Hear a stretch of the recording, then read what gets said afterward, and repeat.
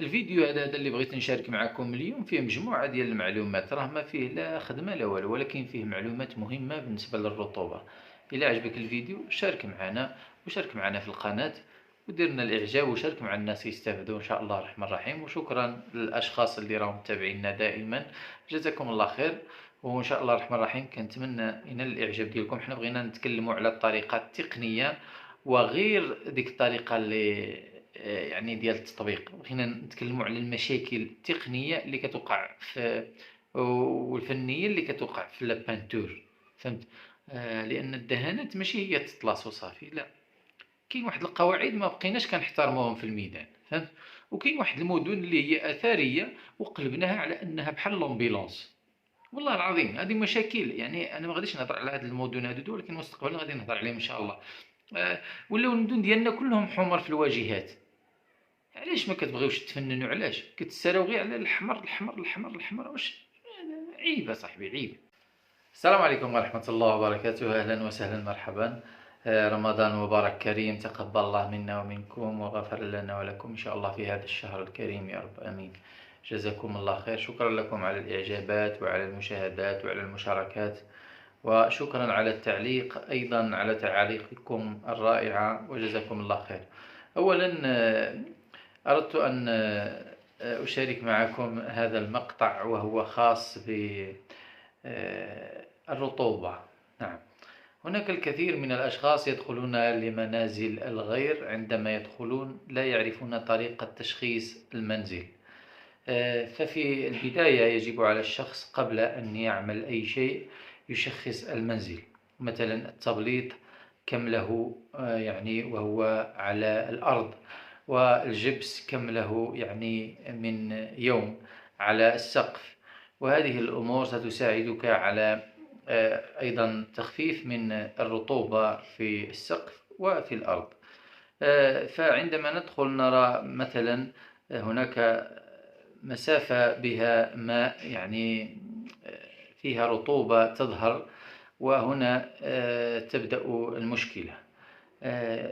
الشخص لا ينتبه، يظنها أنها رطوبة التبليط عادية، لكن هذه تتحول مع المستقبل إلى رطوبة قاتلة وغير قابلة حتى للإصلاح. ولو حاولت أن تزيل الإسمنت فلن تستطيع، لأنها يجب عليك أن تزيل الإسمنت نهائيا وتقوم بتلبيس الحائط مرة أخرى مجددا من أجل أن تزيل هذه الرطوبة.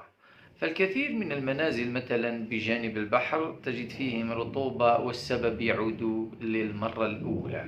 نعم، المرة الأولى التي تزور فيها البيت أو فيلا أو أي، المهم محل غادي تقوم بصباغته، ستقوم بطلابه، يجب عليك تشخيص الجدار جيدا.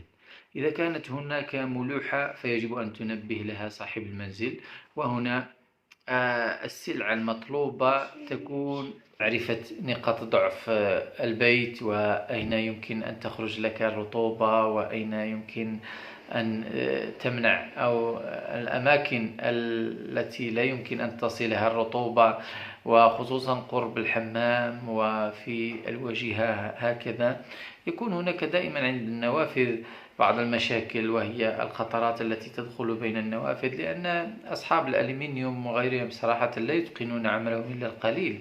تجده يعمل الألمنيوم بدون بريكادر أو الفوكادر الذي يعرف، أن الفوكادر يكون صاعد هكذا فيهبط الماء من هنا ويهبط إلى الواجهة، فهذا على الأقل تكون الداخل نجت من المشاكل. لكن هناك أنواع آخرين اليوم أصبحوا، أو صناع آخرين، ماذا يفعلون؟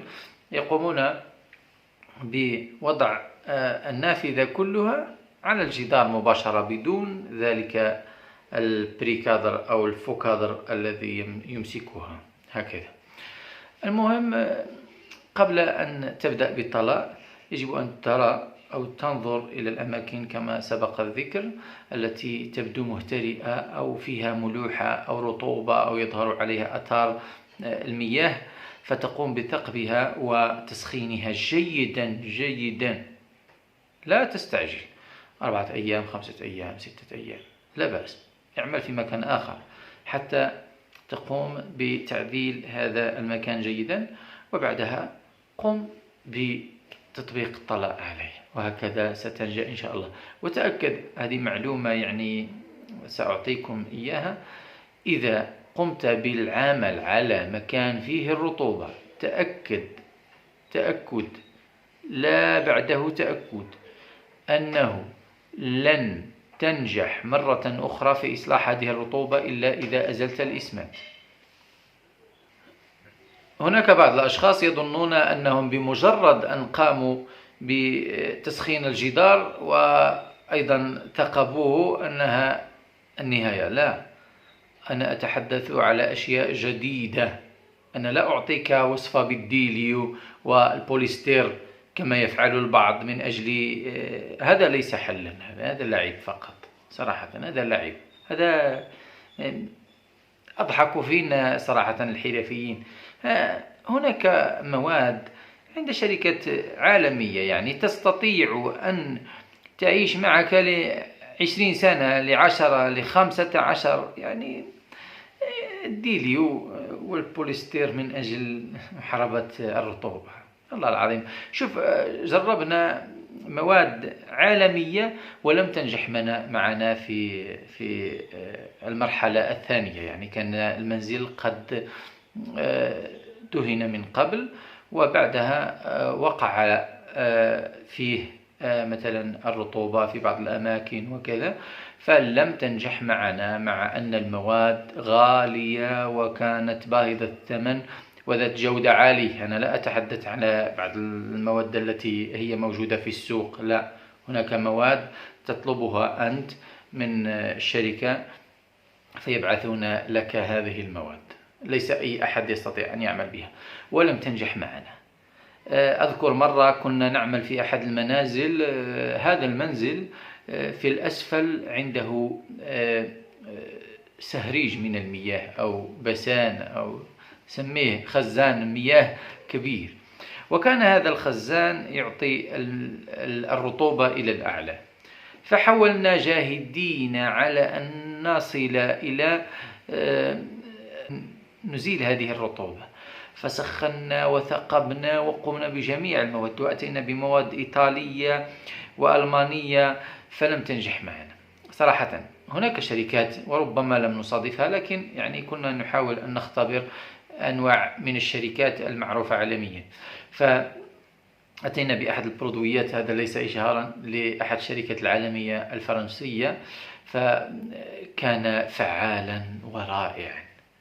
حتى صاحب المنزل أو المسكن يجب أن يكون يعني قابل يعني لمجاراة الصانع أو الحرفيين أو الشركة التي أتت من أجل إصلاح مشاكله، يكون يعني تايق فيهم، يكون بينهم ثقة. حتى إذا جرب أو جربت المادة الأولى ولم تنجح، يجب عليه أن يصبر على هؤلاء الأفراد حتى يجربوا المادة الثانية، لأن هناك بعض الناس يصيبهم القلق. مثلا عندنا في المغرب معظم المشاكل تقع بدون رطوبة ولا أي شيء. لماذا؟ أولا هناك سرعة العمل، وهذه مشكلة كبيرة. لماذا؟ سرعة العمل لا تحتفظ بصباغة لمدة أطول.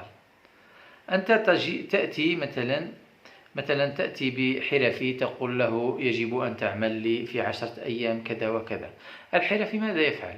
سوف يقوم بتطليس المادة الأولية اللي هي لوندوي أو البريماسيو ثم لوندوي، وبعدها لن يتركه يجف طويلا، والبريماسيو لن يتركها تجف طويلا، فيقوم بصنفرة الجدار بسرعة وقد لا يصنفره أيضا، فيقوم بتطبيق الديكور عليه مباشرة.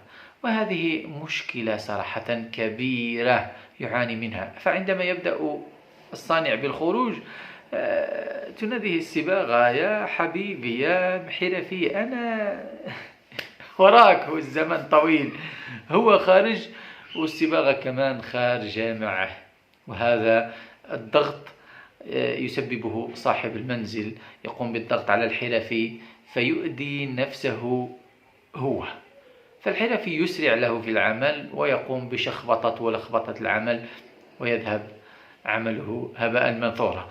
وهنا أذكر أن الكثير من الناس دخلنا لهم، يعني ما شاء الله عندهم يعني تجدهم أناس يعني تشعر أنهم يعرفون، لكن يضغطك ولا يعرف، هو تقريبا معلومته محدودة في الدهانات أو الطلاء هذا، فيبدأ يريد أن يضغط عليك من أجل إتمام العمل بسرعة، وهذه قاتلة بالنسبة له، قاتلة، لن تعيش معه الصباغة أو هذا الدهان لمدة أطول.